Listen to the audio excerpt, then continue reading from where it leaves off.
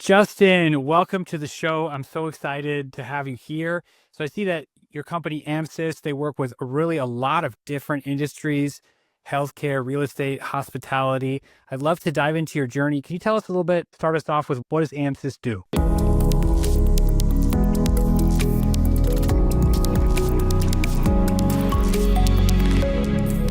So AMSYS really started out as a typical managed service provider. We're a little bit over 20 years old. Our founder, Kyle Breck, really started it out of his car, going to businesses, fixing their machines. He had some expertise in QuickBooks. So along with being able to provide IT services, he was able to help these companies with their QuickBooks as well, became very sticky. And over time, we grew consistently to the point where it was time to branch off into other areas. And today, AMSYS is actually a conglomerate of companies. Overall, it's probably in the neighborhood of around a $200 million company. AMSYS Innovative Solutions, the group that I lead from a integrated technology services standpoint, is approximately $50 million in revenue.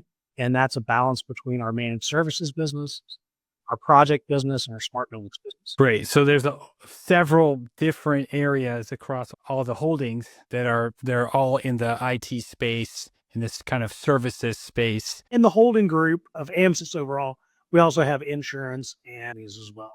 So it's very much spread across, but 80% of it is in technology in one way or the other.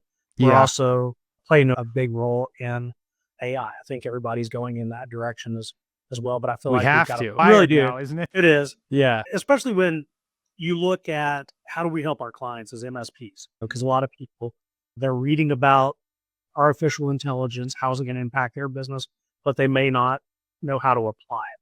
So AMSYS, we're really trying to go the extra mile and teach our clients about how to use AI in their business. What can they do to streamline things? We'll do lunch and learns and things like that to bring our clients in order to give them an education of where they can apply the technology and make it useful for them.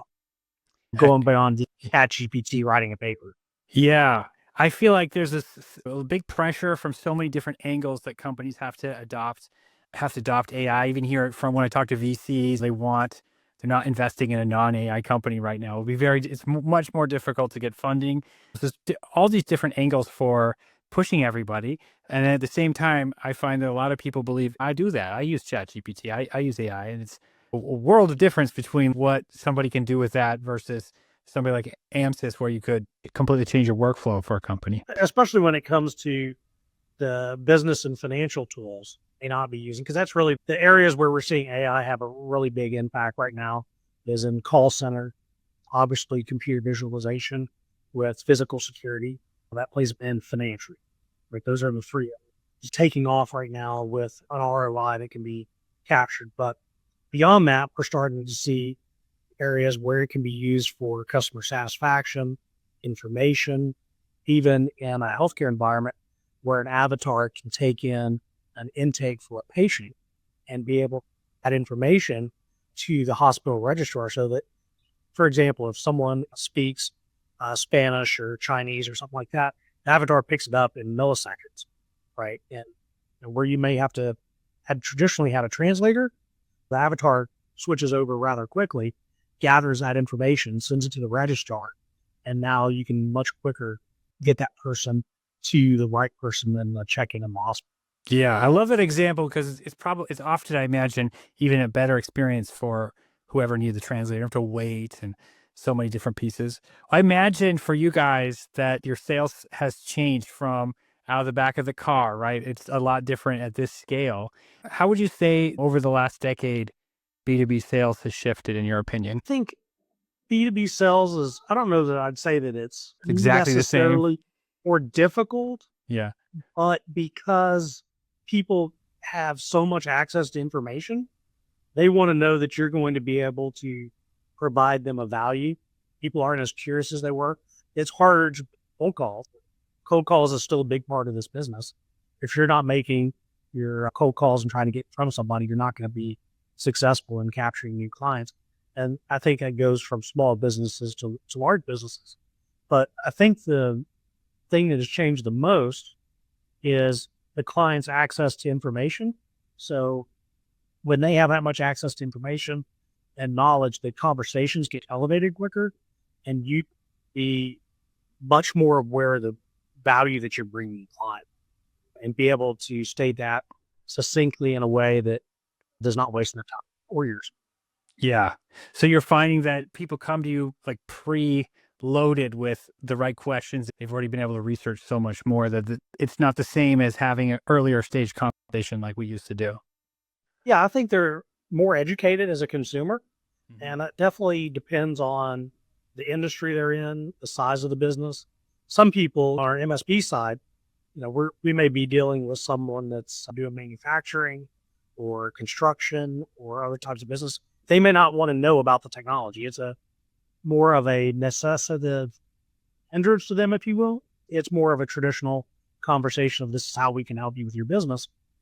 But then also we would like to make sure that we explain to them and how we can be a partner and actually help drive down costs through leveraging technology in their business, getting them the right skill sets and things like that. Like, for example, just about everyone can benefit from Power BI.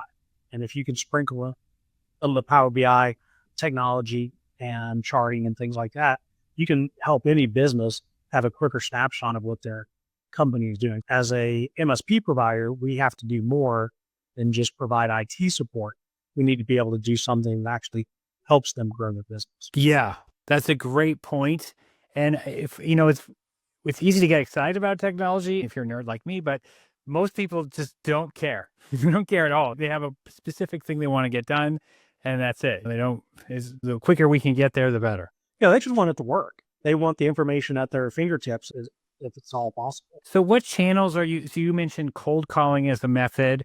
What other channels do you find effective in 2025? We do LinkedIn marketing. We do, of course, the Google clicks, send out postcards. We do lunch and learns. We do seminars and conventions, depending on what it is. It's always good to be able to get out in front of the customer. So we'll go to some accounting seminar and things like that, where people are gathering to talk about their business and put a booth there. We're really big into cybersecurity as well as physical security as well. So with that, we'll go to ISC West. We may take some clients out there from an AI standpoint.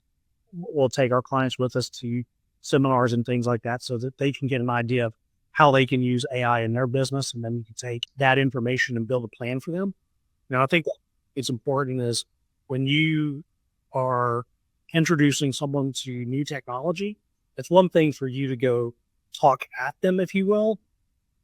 Like they really want to find out and research for themselves. So if you can put them in front of someone that's an independent expert talking about where technology is going and let them build an idea or a roadmap in their head of how they can use technology in their business, then it makes it easier for you to help them on their journey and build that roadmap, if that makes sense.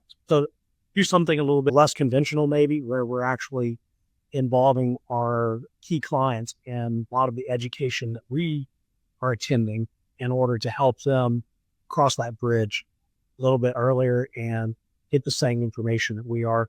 It just helps build deeper partnerships. Yeah, I love that. You're basically helping provide value and education earlier on, so they can make better strategic decisions. So, what can we do? I'm just thinking for other like sales leaders that are watching this. What are ways that you have found that decrease and shorten your sales cycle? It's something everyone complains about in B2B sales. Is there You know, something if we could do? if someone finds a magic bullet, I'd like to know it. I think there's a couple things that come to mind that are always true, and that is that they have to see the value in what you're offering. Perception by the client is 100% of the game. You can think whatever you want about yourself and put whatever out there from a standpoint of what you do, but at the end, the client's going to have a perception and a form of thought in their mind about what you're providing and what you can provide them. So I've always found that the quickest way to be able to move a deal along is get to the spot where they have to meet them there in their headspace. Because if they have one perception of you and yours is opposite, it's going to be very difficult to close that business. I'll give you an example. If like AMSYS, we have multiple different offices throughout the United States. And if someone is wanting a project or us to service them in Atlanta where we have another office, but they perceive us as a Houston company and they're wanting someone local, it's going to be very difficult for me to change that paradigm that's in their mind, right? So if I want to do business with someone in Atlanta and they're wanting someone local, I have to make sure that they perceive us as a office that's based in Atlanta, which we are, right? You can have multiple offices, but that's just an example of making sure that you meet them where they're at and cover it. Yeah, this reminds me of, I know some, I'm just thinking of some business friends of mine, and they had this great idea like, we're going to become a different kind of player in the space by being very unique. And all their customers were like, I don't get it. We just want that thing that all your competitors are. It didn't actually change anyone's mind. We weren't meeting them where they were, what they were looking for. Yeah, makes sense. When you look at 2025 and there's so much excitement and changes on the AI front and just even with what's possible, what are you the most excited about for AMSYS? For AMSYS, I'm excited about the opportunities that we have in AI, healthcare, computer vision learning, right? Those are really the areas that we're targeting. There's some ancillary areas that go along with that, whether it's hospitality or energy, because our corporate office is in Houston, obviously. But looking at where AI is going and where is going for us, the two areas that I'm most excited about, because you're seeing a concentration on end user satisfaction and end user experience in both of those areas, right? Whether if you're looking at AI computer visioning, that's making sure that you have safer spaces for people, perfect accidents, being able to give more accurate information at a venue. For example, AMSYS was involved a couple of years ago with Circuit of Americas and Formula One race, where we actually helped them deploy crowd-based counting with computer Oh, vision, yeah. where we get direction to the fans that are coming in about where's the shortest ticket line, where's the best place to go get a free beverage, right? Being able to offer those things to enhance the fan experience, that's something that is becoming more and more realistic. And now will probably be more of an expectation than anything. That was done with combination of wait time and intel, right? So we did that project with Erlo was sponsoring the Grand Prix. They're the ones that brought us in along with Intel. And it was a great project that we were able to spin up and give immediate value to the patrons at an event where there's 400,000 people right over the weekend. Then in healthcare, when it comes to a smart patient room, right? You're seeing differences in technology there that AI is helping with, is from fall risk, right? Being able remote monitoring and remote nursing, being able to have wearables in the home or other devices that take vitals and things like that. So it's really exciting what's happening. We're going to have better experiences as consumers. And I think in healthcare, especially, you're going to be able to have more information and data before, which will eventually lead to better outcomes for patients. Excellent. Excellent. Thank you so much, Justin. Welcome.